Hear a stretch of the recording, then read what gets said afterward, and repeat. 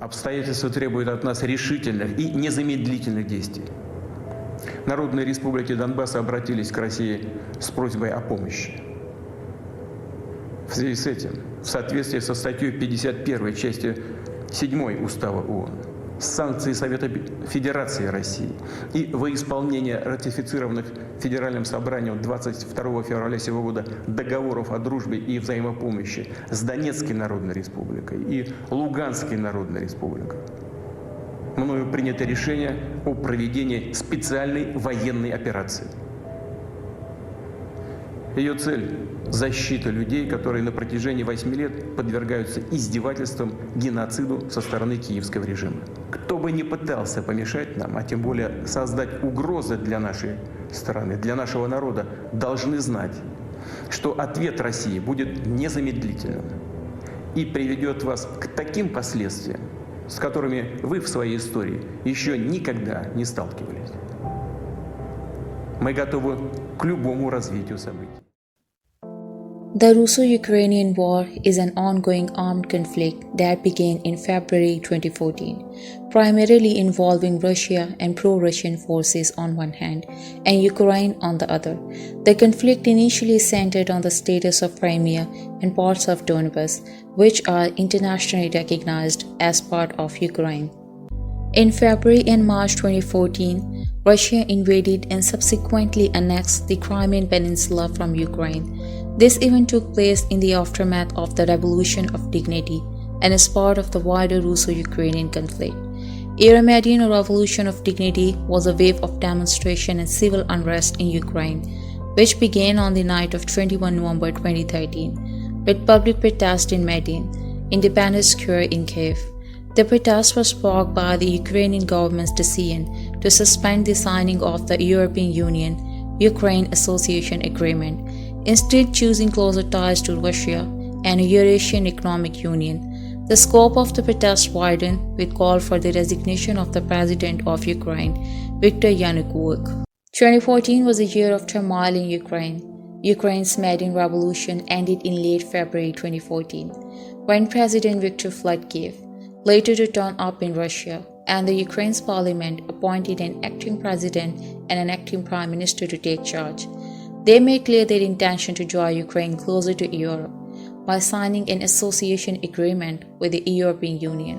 Following Euromaidan, a massive wave of protests in Kiev, Ukraine's capital, the government of President Yanukovych was overthrown and civil unrest spread across the country.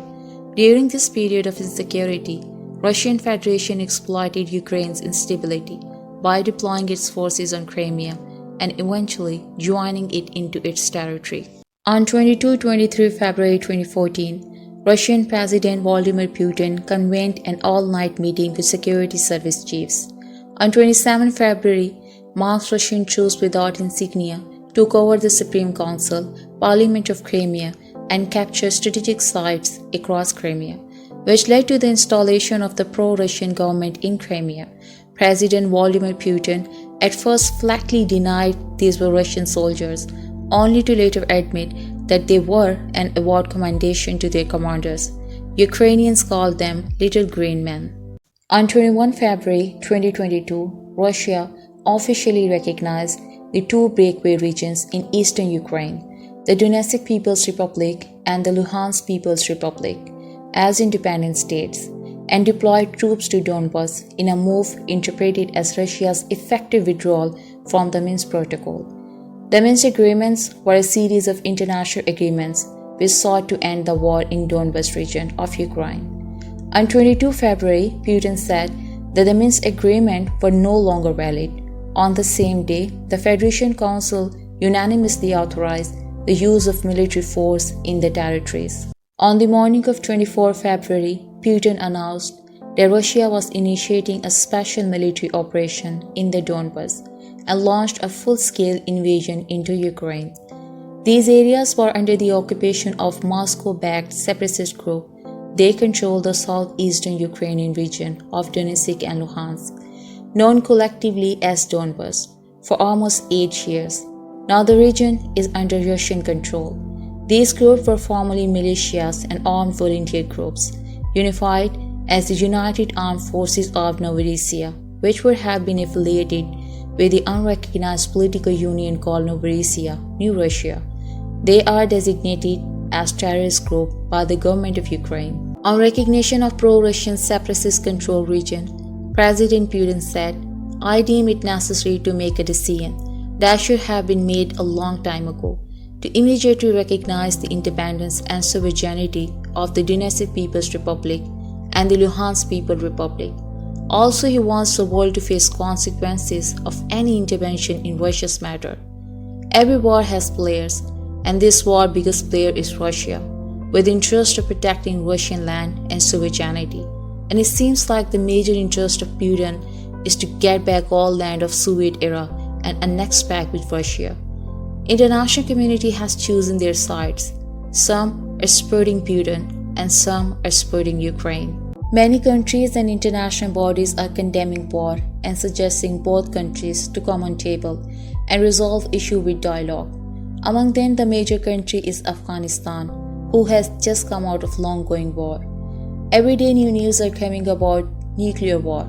Still, world is in denial that this will not happen. But recently, a news came out by a Russian professor which claims that the Russian President Putin has undergrounded his family in a Siberian city designed for nuclear war. And professor also claimed that Putin is suffering from a secret illness.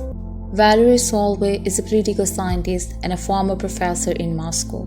He recently underwent an interrogation for his claims that Putin has sent his family to a nuclear bunker in the Altai Mountains. Solvay believes Putin is struggling with physical and mental illness.